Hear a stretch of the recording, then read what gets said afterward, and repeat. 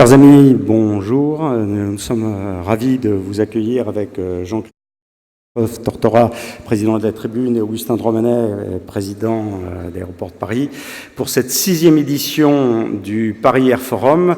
Le fil rouge est les data. Les data, c'est un enjeu de société qui dépasse largement le champ de l'aérien, mais où l'aérien est une force d'innovation, en particulier sur le champ de l'environnement. Donc ça va être les débats de toute la journée.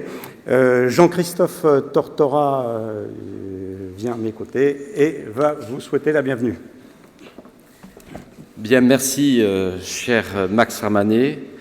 Je suis très heureux, avec toi et avec Augustin de Romanet, de pouvoir ouvrir cette 6e édition du Paris Air Forum.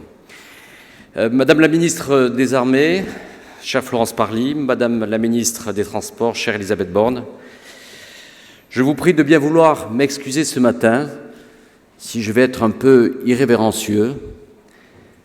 Ça va vous surprendre, mais ce matin, je vais être optimiste.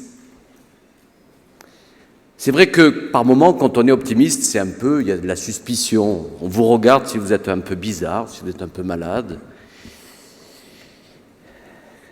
Eh bien, je vais être optimiste parce que depuis hier, la Tribune affiche dans 500 dos de kiosques avec cette une du journal: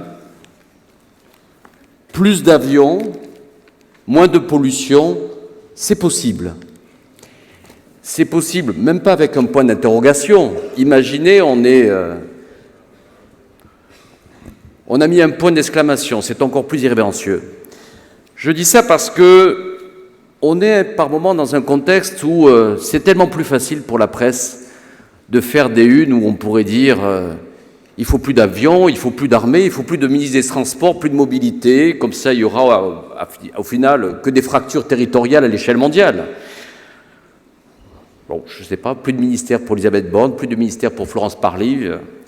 Je suis résolument optimiste parce que quand on regarde aujourd'hui les industriels, les aviateurs, quand on pense à Mermoz, quand on pense à Saint-Exupéry, quand on pense à toutes ces femmes et ces hommes qui ont relevé tous les défis technologiques et qui ont cru au progrès technique et au progrès social, j'ai envie de dire qu'à la Tribune, nous croyons, cher Augustin, qu'il est possible que cette industrie de l'aéronautique, du spatial, du transport aérien puisse relever à la fois les défis de développer encore une industrie forte à l'échelle mondiale ici en Europe et à la fois une industrie propre. Et je salue pour cela le président du GIFAS, Éric Trappier. Alors oui, je suis optimiste.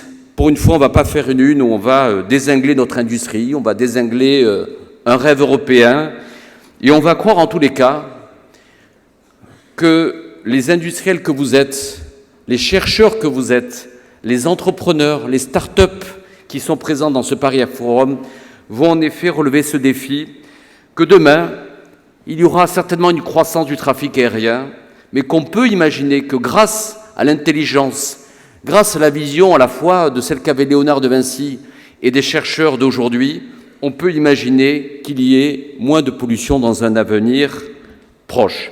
En tous les cas, c'est le choix que nous avons fait éditorial avec toute la rédaction de la Tribune, à quelques heures aussi, quelques jours de l'ouverture du Salon du Bourget, de dire, voilà, nous, on croit résolument à la capacité des femmes et des hommes de relever ce défi. Donc non, ce n'est pas un point d'interrogation, mais bien un point d'exclamation.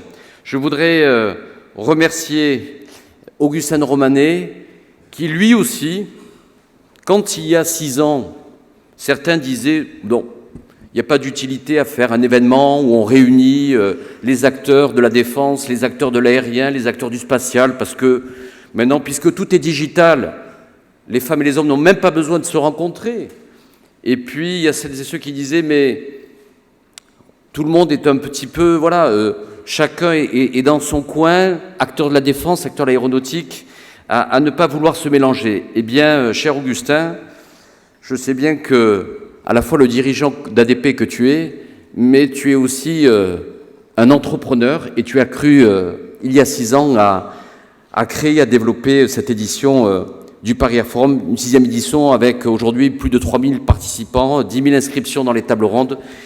Voilà, par moment, il faut le dire, tout est possible. Et je tenais à remercier bien entendu Michel Cabirol, Fabrice Lisinski, Max Remanet d'avoir rendu possible cette fantastique 6e édition du Paris Air Forum. Soyez optimistes, nous le serons avec vous. Merci.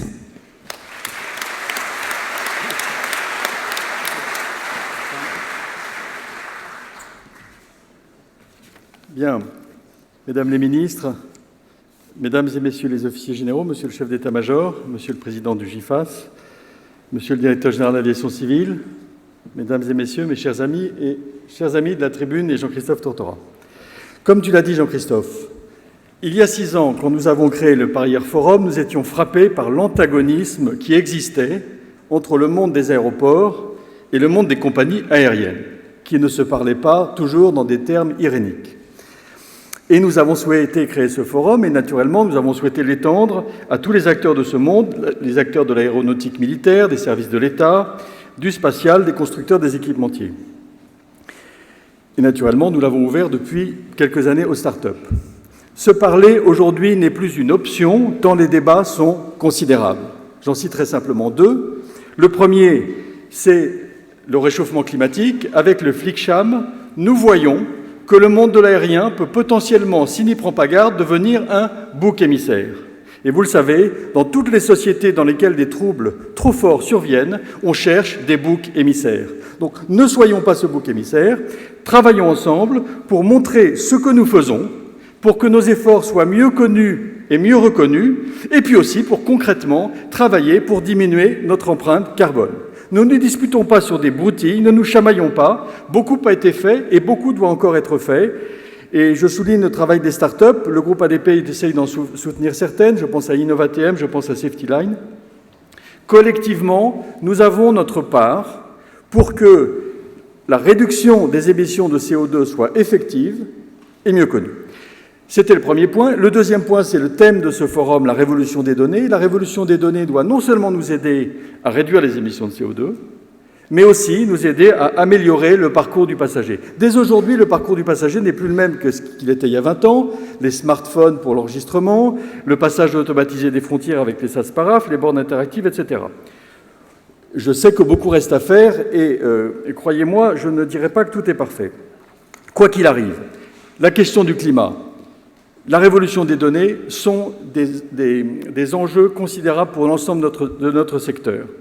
Et je citerai 2 illustrations pour être très bref de coopération entre les différents acteurs que nous sommes du monde de l'aérien qui permettent d'aller plus vite.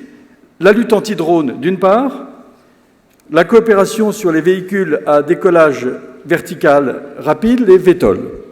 Sur la lutte anti-drone, avec la direction des services de la navigation aérienne, avec Thales, le groupe ADP et une start-up qui s'appelle InnovaTM ont nourri un partenariat qui va permettre la sécurisation de tout un tas de zones, mais plus particulièrement des aéroports. Et nous allons, à la fin de l'année 2019, mettre Charles de Gaulle sous protection du système Hologuard. Enfin, sur les VTOL, nous allons collaborer avec des acteurs de la mobilité urbaine, des acteurs du monde de l'aérien pour faciliter le développement de cette nouvelle technologie. Vous en entendrez parler au Bourget. Voilà, je ne veux pas être plus long compte tenu des contraintes de chacune et chacun d'entre nous. Simplement, je voulais vous adresser mes remerciements. Et naturellement, je joins mes remerciements à la rédaction de la Tribune, les remerciements de Jean-Christophe. Vous verrez le numéro de la Tribune de ce matin, ou plutôt d'hier matin, qui est extrêmement intéressant. Merci donc de collaborer pour que nous faisions du monde de l'aérien un monde de progrès et non pas un monde de punition ou de contrition. Merci beaucoup.